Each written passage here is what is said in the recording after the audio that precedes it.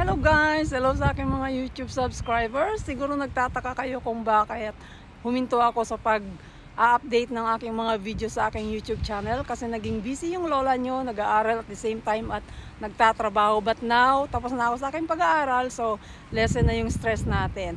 Ayan, so maraming nagtatanong kung nag-stop na ba talaga yung hiring ng caregiver or nurses sa Finland. Actually, humina po talaga or nag-stop kasi sa healthcare nila ngayon medyo may nabagong rules. Humina po sila. Nagbawas sila ng mga employees. May mga company nga sa healthcare na nagsarado or talagang may maraming mga natatanggal sa work. Hindi ko alam ano talaga yung nangyari.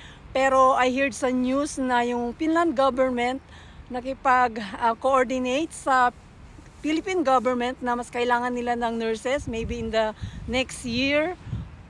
At saka nag-open sila ng iba-iba pang work. So abangan dito.